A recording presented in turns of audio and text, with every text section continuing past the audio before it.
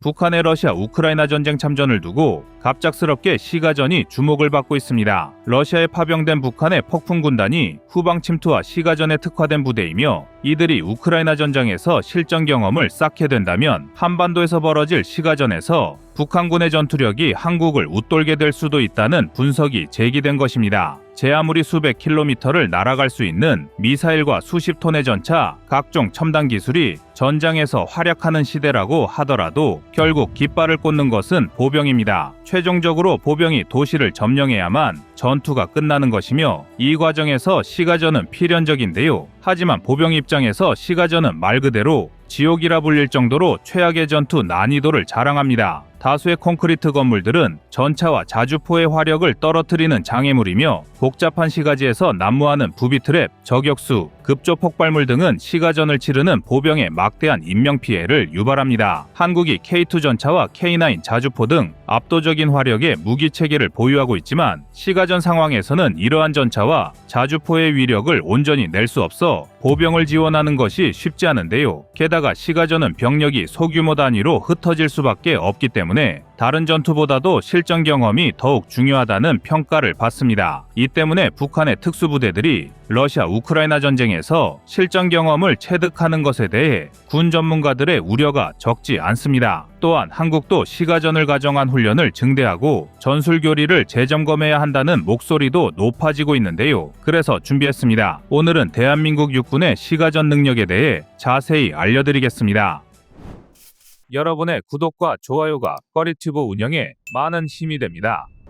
현대전에서 시가전은 선택이 아닌 필수입니다. 당장 육군만 봐도 대만 침공을 목적으로 시가전 전력을 확충 중입니다. 그 중에서도 96A식 전차와 04식 장갑차를 이용한 시가전 모의 전투 훈련을 진행하는 등 중국군은 시가전 준비에 한창입니다. 두 무기의 스펙을 보면 중국이 얼마나 시가전에 집중 중인지 알 수 있는데요. 먼저 96A식 전차는 미국의 M1 에이브람스와 러시아의 T-72에 맞서기 위해 개발된 96식 전차에 장갑과 능동방어 체계를 더해 방어력을 더욱 끌어올린 전차인데요. 전장 3.3m, 전폭 3.5m의 차체에 GPT-98 125mm 주포를 장착한 덕에 공격력도 상당합니다. 또한 부무장으로 7.62mm 기관총과 12.7mm 방공기관총을 더한 전차라 시가전에서 발생할 수 있는 적의 대전차 화기 기습에 효과적으로 대응할 수 있습니다. 그리고 04식 장갑차는 중국군의 주력 장갑차로서 전장 7.1m이며 2.7m의 차체로 3명의 승무원을 제외하고도 한 번에 7명의 보병을 수송할 수 있습니다. 또한 러시아의 BMP-3를 기반으로 한 만큼 2A70 100mm 저하포와 GPT-99 30mm 기관포를 주무장으로 탑재하여 대인 전투에 있어 상당한 화력을 보여주는데요. 이 정도면 중국의 대만 침공은 단지 시기의 문제일 뿐이지 확정된 상황이나 다름없습니다. 심지어 중국은 자신들의 선전 매체 CCTV를 통해서 대만 침공 시가전의 모의 훈련을 공개하기도 했습니다.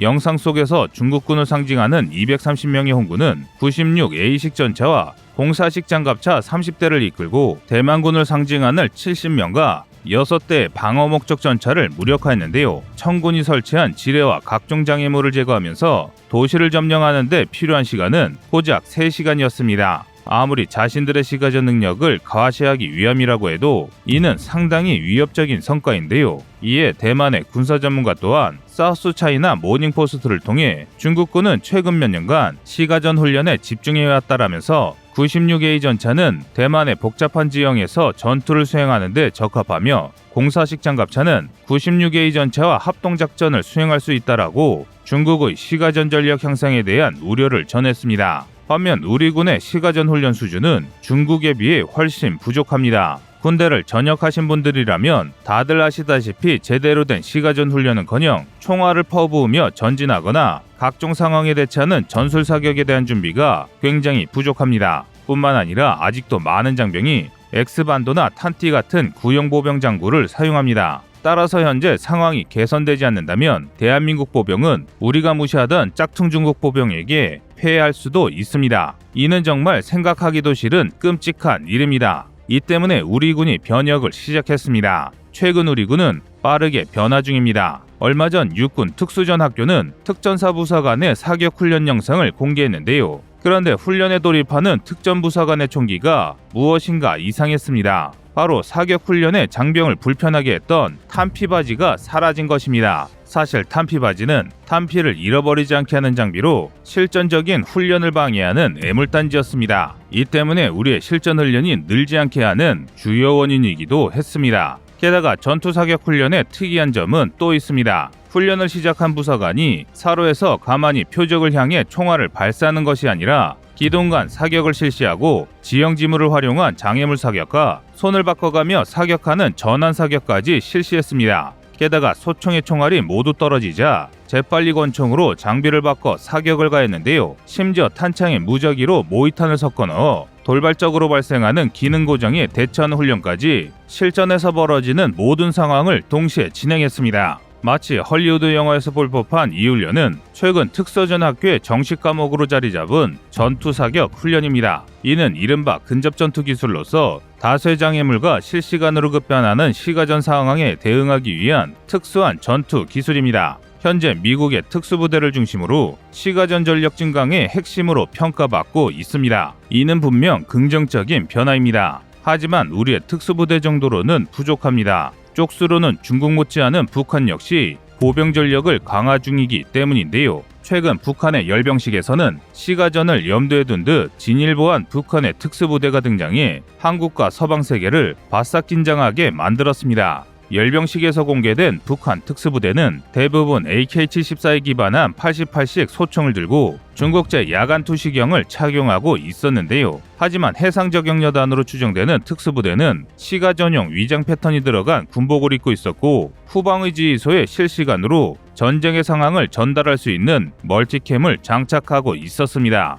이는 기존의 중국이 자국의 열병식에서 선보였던 장비와 상당히 흡사합니다. 그런데 무엇보다 큰 변화는 이들이 들고 있는 주무기가 바로 불법식 소총이었다는 점입니다. 불법식 소총은 탄창을 후방으로 옮겨 소총의 뒤쪽에서 장전이 이루어지게 만든 방식의 소총으로 전체 길이는 짧지만 총열 길이는 그대로라 명중률을 유지하면서도 시가지에서 활동 반경이 자유롭다는 게 특징입니다. 하지만 설계가 상당히 복잡하다는 게 단점입니다. 때문에 다수의 군사 전문가들은 해당 소총이 중국의 QBG-97이라는 분석을 내놓고 있습니다. 즉 중국이 북한의 보병 전력 강화에 직접적으로 개입하고 있다는 것입니다. 개선된 장비를 보급받은 북한군이 러시아를 통해 실전 경험까지 체득한다면 앞으로 한국군의 시가전 전투는 더욱 어려워질 수 있습니다. 설령 한국군이 승리한다고 하더라도 많은 피해를 입게 된다면 그것은 결코 좋은 것은 아닌데요. 전투의 승리도 중요하지만 시가전 상황에서 한국군의 피해를 최소화할 수 있는 전술교리 역시 중요합니다.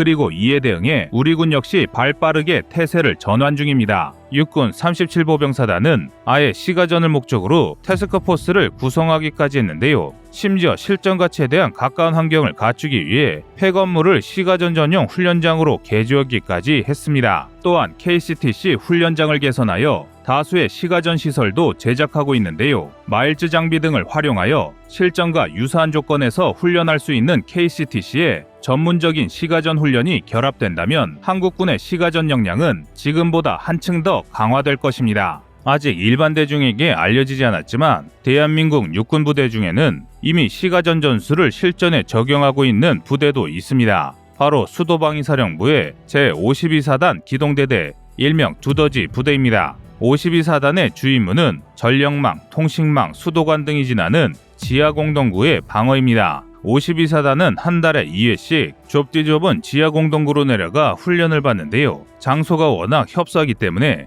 방탄방패를 이용한 실전 훈련 등을 진행하며 현재 대한민국 육군의 일반 부대 중 최고의 시가전 전투력을 자랑하고 있습니다. 그런데 여기서 한 가지 의문이 생기는데요. 대한민국과 미국은 중국처럼 전차와 장갑차를 이용한 시가전 훈련을 진행하지 않는다는 것입니다. 사실 여기에는 그만한 이유가 있습니다. 바로 실제 시가전에서는 생각보다 전차와 장갑차의 효용성이 떨어진다는 것입니다.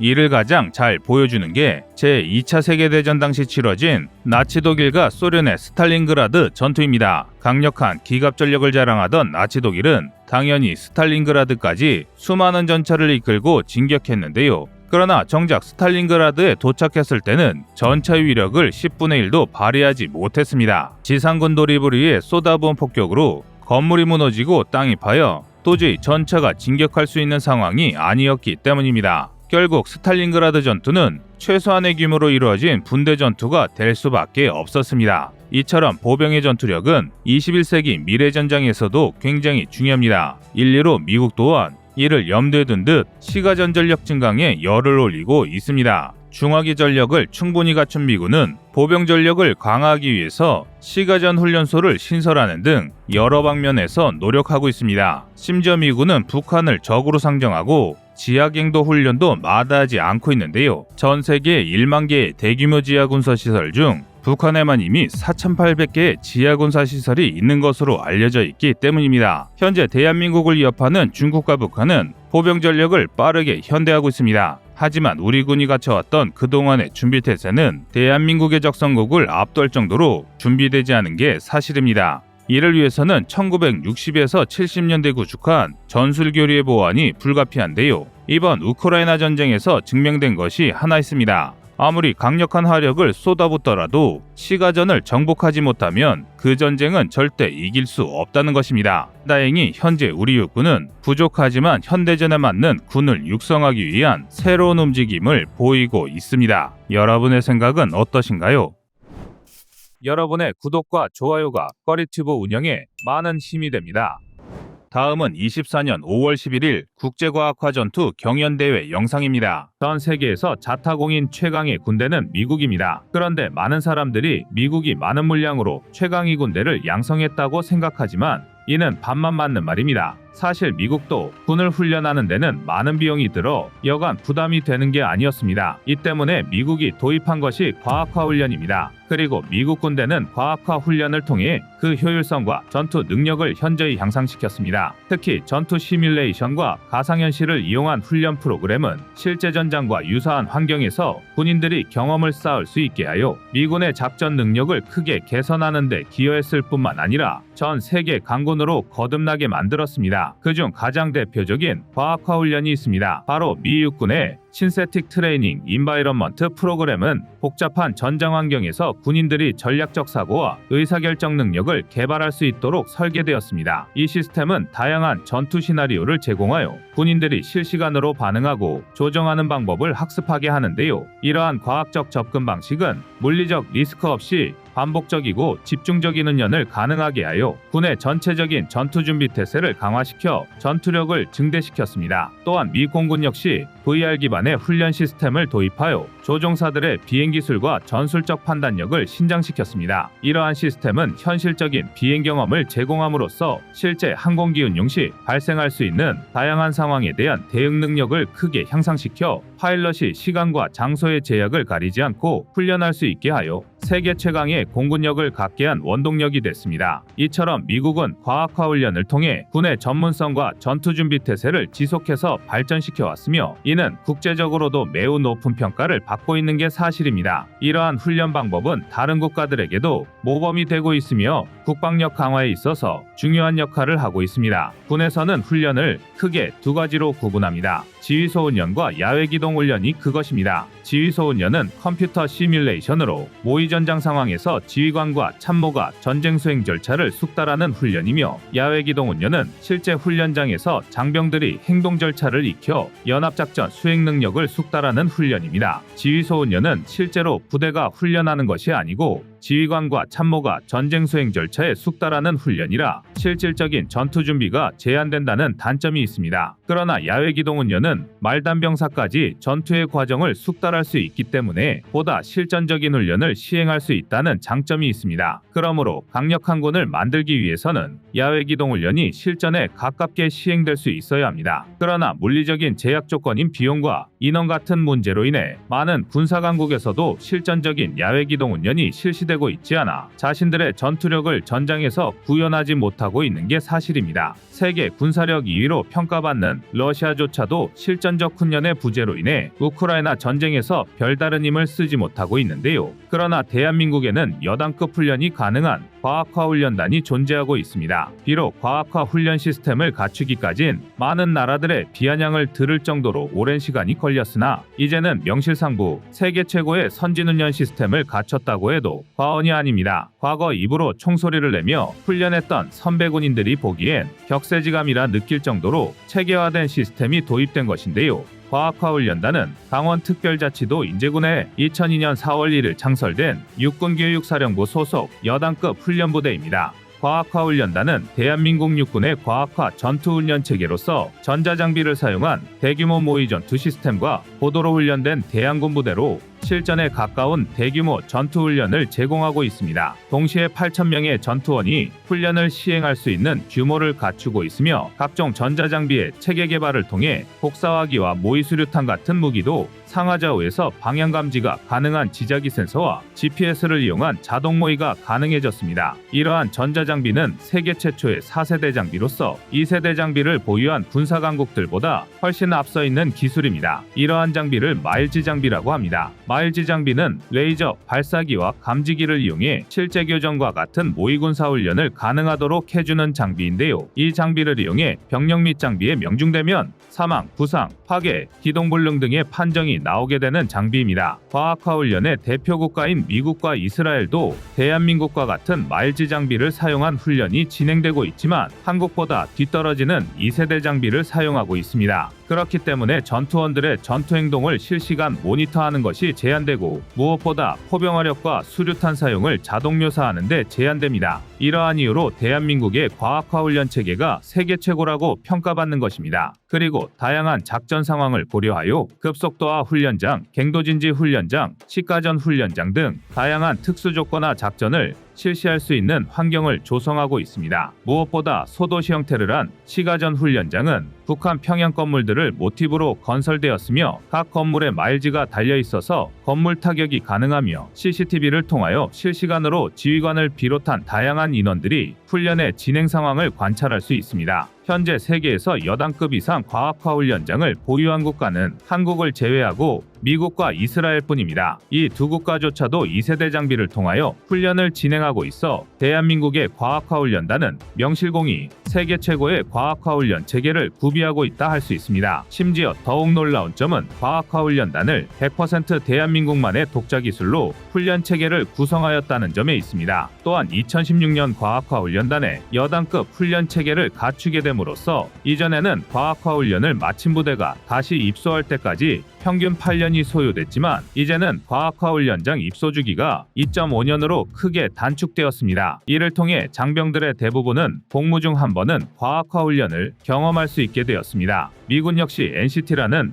여단급 과학화 훈련 체계를 운영하고 있지만 미국의 경우 NCT에 입대하는 부대가 대부분 파병 이전의 부대입니다. 그래서 미군이 가진 규모에 비해서 실질적으로 훈련에 참가할 수 있는 부대의 수가 많지 않다는 단점을 가지고 있습니다. 그만큼 그 수요에 비해서 과학화 훈련 시스템의 인프라가 부족하다고 이야기할 수 있는데요. 반면에 대한민국의 과학화 훈련단은 여단급 훈련을 대부분의 장병이 군생활을 하는 동안 훈련 참가가 가능하다는 측면에서 그 수요를 충분히 충족하고 있으며 그 훈련의 질 또한 실질적인 수요를 상회하고 있습니다. 대한민국의 안보적 위협을 고려할 때 모든 부대가 실전과 같은 전투를 48시간 내 시행할 수 있는 역량을 갖추어야 하는데 과학화 훈련단은 실전과 같은 전투 훈련의 경험을 우리 군에 전수함으로써 우리 군이 그 역량을 유지하고 나아가 이를 발전시키는 데 기여하고 있다고 이야기할 수 있습니다. 그런데 과학화 훈련단은 여기서 만족하지 않고 국제 안보에 기여할 수 있는 해외 장병의 훈련에도 그 역할을 하기 위해서 오랫동안 고심을 하였습니다. 그리고 이러한 고민의 결과로 대한민국 육군의 주도하에 국제과학화 전투 경연대회가 개최되었습니다. 지금 이 영상을 시청하시는 시청자분들께서 경연대회라고 해서 가볍게 생각하실 수 있겠지만 국제과학화 전투 경연대회가 갖는 의미를 아신다면 절대 그렇게 생각하지 않으실 겁니다. 미국을 비롯한 유수의 군사강국들과 실전적 연합훈련을 통해 한국군의 전투력 증강을 기대할 수 있기 때문인데요. 사실 훈련 체계를 공유하는 것은 국제적으로도 매우 희귀한 일입니다. 해군에서는 림팩과 같은 훈련이 실시되기는 하지만 옵저버 역할을 맡은 게 아니라면 동맹국의 함정에 올라가는 것도 제한되는 것이 현실입니다. 그러나 육군에서 그것도 과학화 훈련 체계를 혈맹이 아닌 다른 국가에도 공개한다는 것은 매우 큰 모험인 동시에 과시라고 할 수 있습니다. 이 때문에 국제과학화 전투 경연대회는 세계에서 가장 뛰어난 미국의 NCT에서도 실시된 적이 없었으며 향후 10년 이내에 대한민국이 아닌 다른 국가에서는 실시되기 어려운 훈련인 것입니다. 이처럼 역사적인 국제과학화 전투 경연대회는 2023년 처음 시작되었으며 미국, 영국, 우즈베키스탄, 캄보디아를 비롯한 8개 팀이 참가하여 도시지역과 산악지역 전투를 진행했습니다. 300여 명이 참가한 국제과학화 전투 경연대회에서 각 팀의 장병들은 마일지 장비를 착용하고 정해진 시간 안에 목표를 확보하거나 상대팀을 경멸하는 형식의 쌍방교전 훈련을 실시하였는데 이번 훈련을 통해 자국 시스템보다 한층 더 앞선 대한민국의 과학화 훈련을 체험한 해외군인들이 상당히 놀랐다는 후문입니다. 뿐만 아니라 훈련에 참여한 미군 소대장은 이번 훈련에 대해 매우 훌륭한 훈련이었으며 소대원들이 전술적으로 많은 것을 배울 수 있었다며 극찬을 아끼지 않았습니다. 그런데 여기서 더 놀라운 점은 대한민국이 이미 세계적으로 최고로 평가받고 있는 과학화 훈련 체계를 가지고 있음에도 차기 과학화 훈련 체계를 위한 준비가 이미 시작되었다는 점입니다. 미래의 과학화 훈련 체계는 AR 기기를 사용하여 장병들이 실질적으로 인재의 산골이 아닌 자신들이 위치한 곳에서 언제든지 과학화 훈련을 하도록 시스템을 구축하고 있는데요. 그렇게 된다면 현재 2.5년에 한 번이 아닌 한 달에 한 번꼴로 과학화 훈련이 가능한 시기가 도래할 수 있을 것으로 육군은 판단하고 있습니다. 우리 군은 점차 세계 속의 강군으로 그 활동 영역을 넓혀가고 있습니다. 대한민국의 장병들은 모두 대한민국의 영광을 위해 최선을 다할 것입니다. 여러분의 구독과 좋아요가 꺼리튜브 운영에 많은 힘이 됩니다. 다음은 24년 4월 23일 KTCT 훈련 영상입니다. 지난 3월 19일부터 10일 동안 강원도 인제에 위치한 육군과학화 전투훈련단에서 한미연합 KCTC 훈련이 있었는데요. 이번 훈련에는 미 해병대가 처음으로 참가하였습니다. 우리 군에서는 해룡여단을 주축으로 전투단이 편성되어 2기갑 여단 1개 기보대대, 1군단 특공연대 및 4단 수색대대, 203 신속대응여단 1개 중대 등 장병 2,000여 명이 참가하였고 미 해병대 3사단 1개 중대원들도 함께 훈련에 임했습니다. 미 해병대 3사단은 미 제3해병원정단 소속으로 오키나와에 주둔하고 있으며 유사시 한반도에 가장 먼저 파병되는 미군의 증원 전력 중 하나입니다. 이번 KCTC 훈련을 통해 우리 군과 미군은 연합작전 수행 능력을 향상시키고 양국 간 군사교류 및 협력 관계를 보다 강화하는 계기가 되었습니다. KCTC 같은 전술훈련은 보병이 전장에서 효과적으로 작전을 수행하여 임무를 성공시키는 데 기여하며 무엇보다 전투에서 생존하는 기술을 습득하는 데 결정적인 역할을 합니다. 보병은 중대급 이상의 규모로 작전을 펼치기도 하지만 종종 소규모 팀 또는 분대 단위로 움직이는데요. 전술훈련을 통해 다른 부대원과 효과적으로 협력하고 상황에 맞는 적절한 행동 수칙을 배울 수 있습니다. 현대의 전쟁은 예측 불가능하고 다양한 위협이 등장하는데요. 전술훈련은 전장 환경에 빠르게 적응하고 새로운 상황에 대응하는 능력을 키울 수 있게 해줍니다. 심리적인 영향 또한 무시할 수 없습니다. 전장은 극도의 스트레스와 정신적 압박이 동반되는 환경입니다. 실전과 유사한 전술훈련을 통해 보병은 스트레스 상황에서도 효과적으로 판단할 수 있는 능력을 얻을 수 있습니다. KCTC는 실전에 가까운 다양한 전투 시뮬레이션을 체험할 수 있는 고도로 발전된 훈련 시설로 대규모 모의 전투를 통해 전투부대의 전시 임무 수행 능력을 평가하고 실전 같은 환경에서 부대의 작전 수행 능력을 향상시키는 것을 목표로 합니다. KCTC의 원형은 미국의 NTC인데요. 한국의 육군장교단이 1980년대 말에 미국 포트 어윈에 있는 국립훈련장을 참관하고 깊은 인상을 받은 후 창설을 추진하면서 오늘날에 이르게 됐습니다. 원래는 계룡시에 있는 육군본부 인근에 훈련장을 만들려고 했으나 최종적으로는 넓은 부지를 가지고 있는 강원도 인제가 낙점되었습니다. 이 지역은 산악지형이 많은 한반도의 특성을 잘 살리고 있어 전투훈련에 적합한 환경입니다. 훈련장의 면적은 여의도의 약 42배에 달하는 120제곱킬로미터라서 다양한 군사작전과 시나리오를 수용할 수 있는 충분한 공간을 제공합니다. 훈련은 마일즈 장비를 포함한 다양한 과학화 장비를 사용하여 진행되며 이는 전투 시 발생할 수 있는 상황을 정확하게 재현하여 장병들이 실전 감각을 키울 수 있도록 설계되었습니다. 또한 KCTC는 훈련 종료 후 체계적인 데이터 분석과 강평을 하며 훈련의 효과를 극대화합니다. KCTC의 훈련 시설은 실제 전투 상황을 효과적으로 모방하고 재현하는 데 초점을 맞추고 있기 때문에 다양한 환경을 가정한 훈련 장소들이 배치되어 있습니다. 예를 들어 시가전 훈련장은 평양의 환경과 유사하게 구성되어 있으며 건물들에도 마일즈 장비가 부착되어 화기를 이용해 건물을 타격하는 것도 가능합니다. 또한 공중강습 작전을 위한 헬기장과 갱도진지 훈련장, 급속도화 훈련장 등이 마련되어 있으며 헬기와 대공화기도 훈련에 참가할 수 있습니다. 게다가 지자기 센서와 GPS를 활용하여 모의수류탄과 곡사화기 같은 무기도 훈련 중에 사용할 수 있는데요. 이는 KCTC와 유사한 전술훈련장을 운용하는 다른 군사강국들보다도 첨단화된 장비이며 세계 최초로 도입된 시스템입니다. KCTC처럼 여단급 이상의 과학화 훈련장을 운용하는 나라는 전 세계의 대한민국을 제외하고 미국과 이스라엘 단 2곳밖에 없습니다. KCTC가 과거 대대급의 훈련을 소화할 때에는 훈련을 마친 부대가 다시 KCTC에 참가하려면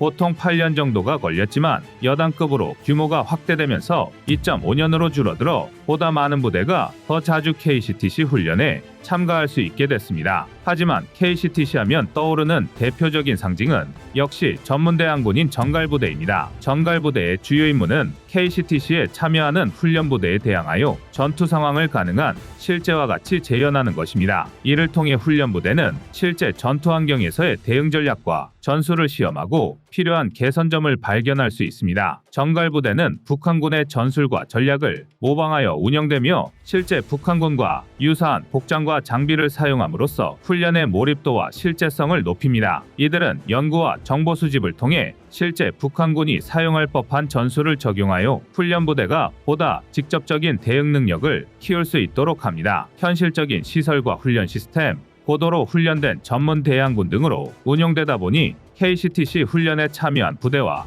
장병들은 실제와 유사한 경험을 하게 됩니다. 훈련부대의 수색대가 화력을 유도해 적지휘소를 포격으로 무력화하거나 훈련부대의 식사 추진 차량이나 취사병이 전사 처리되면 훈련 기간 내내 전투 식량으로 끼니를 때워야 하는 경우도 있습니다. 야간에 경계 근무를 써던 초병이 졸거나 주의를 게을리하는 바람에 정갈부대의 공격을 받기도 하고 정갈부대원 중 한 명이 훈련부대 장교를 사살한 후 군복을 탈취해 입고선 훈련부대의 지휘부로 들어가 수류탄을 투척해 보위지휘관 전원이 전사 처리된 적도 있습니다. 그리고 정갈부대의 화력 유도로 인해 지휘본부가 파괴되자 실제 눈물을 흘리는 지휘관도 있었으며 많은 장병들은 전우가 전사 처리돼 영연백에 들어가 누워있는 것을 보고선 간접적으로나마 실제 전장의 처절함을 느꼈다고 합니다. KCTC의 일반적인 훈련 기간은 13일로 정해져 있는데요. 1, 2일은 부대가 전개하여 전투훈련 장비를 수령하고 3일째에는 전투훈련 장비를 초기화하며 총기의 0점을 잡고 훈련을 준비합니다. 4일에서 10일 동안에는 공격작전과 방어작전을 각각 3일간 실시하며 11일에서 13일에는 훈련장 정리와 장비를 반납한 후 훈련 결과에 대한 종합적인 검토를 진행하고 부족한 부분에 대한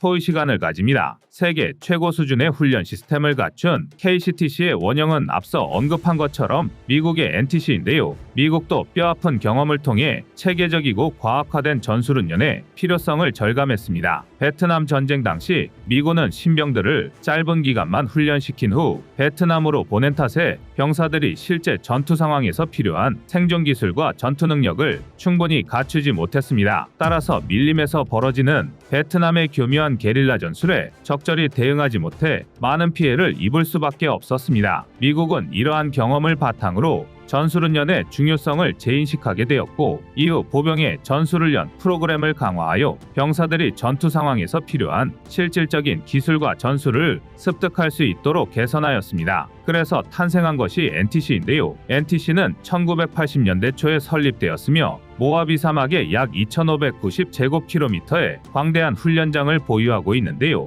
여의도의 500배, 서울의 4배에 해당하는 면적입니다. 바로 이곳에서 미군과 동맹국 군대가 참여하는 대규모 시뮬레이션 전투가 실시됩니다. NTC에서는 전투의 현실감을 높이기 위해 우리 정갈부대와 같은 전문 대항군이 투입됩니다. 이 대항군은 실제 적군과 유사한 전술을 사용하여 훈련의 질을 높이고 병사들이 실전과 같은 긴장감 속에서 작전을 수행하도록 합니다. 이와 더불어 OPFOR은 최신 전술을 테스트하는데 중요한 역할을 하며 훈련 참가 병력에게 실질적인 대응 능력을 키울 수 있는 기회를 제공합니다. NTC의 훈련 과정이나 시스템은 대한민국의 KCTC와 유사한데요. KCTC에 미국, 영국 등의 동맹국들이 참가하는 것처럼 우리 군도 2014년부터 매년 한 차례씩 NTC에 90에서 150명 규모의 특전사 및 군단급 특공연대 장병들을 참가시켜 왔습니다. 지난해에는 처음으로 육군의 중대급 이상 기계화 보병부대가 참가하기도 했는데요. 올해도 4월 17일부터 5월 14일까지 육군 8사단 장병 130여 명이 미 2사단 1여단과